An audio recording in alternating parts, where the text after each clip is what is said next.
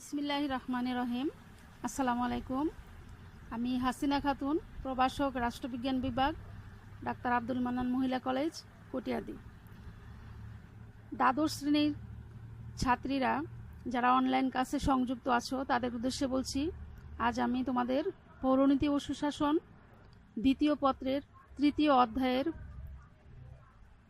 148 নম্বর পৃষ্ঠার শেরে বাংলা একে ফজলুল হকের জীবনী আলোচনা করব। আশা করি তোমরা লক্ষ্য করবে।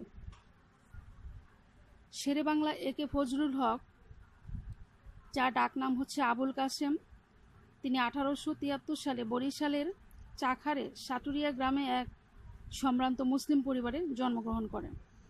তার পিতা কাজী ওয়াজেদ আলী বরিশালের একজন বিখ্যাত আইনজীবী ছিলেন। মাতা বেগম সৈয়দুন্নেসা ছিলেন বিদুষী রমণী। ছাত্রজীবনে তিনি অসাধারণ মেধার পরিচয় দেন। প্রেসিডেন্সি কলেজ থেকে একই সাথে তিনি রসায়নশাস্ত্র, পদার্থবিদ্যা ও অর্থশাস্ত্রে স্নাতক সম্মান ডিগ্রি লাভ করেন। 1895 সালে মাত্র 6 মাসে অঙ্কশাস্ত্রে স্নাতক সম্মান ডিগ্রি লাভ করেন। 1895 সালে মাত্র 6 মাসের প্রস্তুতিতে তিনি অঙ্কশাস্ত্রে এই ডিগ্রি লাভ করেন।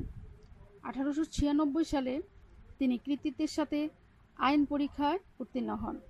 শিক্ষা জীবন শেষে 1900 সালে কলকাতার বিখ্যাত আইনজীবী স্যার আশুতোষ মুখোপাধ্যায়ের জুনিয়র হিসেবে কলকাতা হাইকোর্টে আইন ব্যবসা শুরু করেন।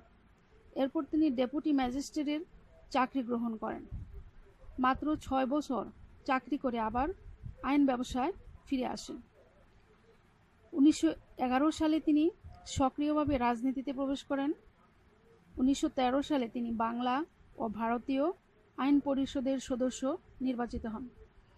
1918 সালে তিনি মুসলিম লীগের সভাপতির পদ অলঙ্কৃত করেন এবং একই সাথে কৃষক প্রজা আন্দোলনের নেতা এবং নিখিল ভারতীয় কংগ্রেসের যুগ্ম সম্পাদক হিসেবে দায়িত্ব পালন করেন।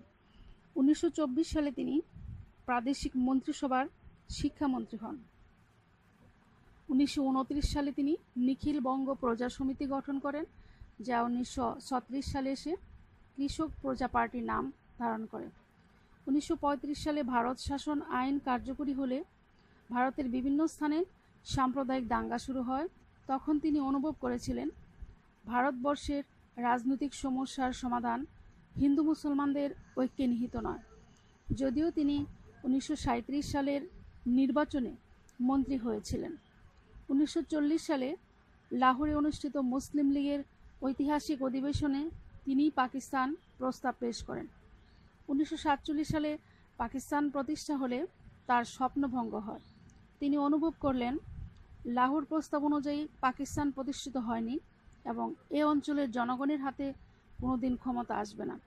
1954 সালে অনুষ্ঠিত নির্বাচনে যুক্তরাষ্ট্রের অন্যতম নেতা হিসেবে পুনরায় রাজনীতিতে অবতীর্ণ হন এবং সে ঐতিহাসিক নির্বাচনে অসাধারণ জনপ্রিয়তা অর্জন করে বাংলায় মুসলিম লীগের বাংলার নেতা হিসেবে পুনরায় রাজনীতিতে আবির্ভূত হন।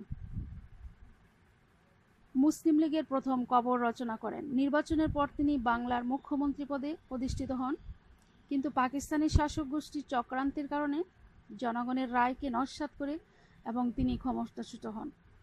অবশ্য এরপরেও তিনি বাংলার গভর্নর পদে অধিষ্ঠিত ছিলেন।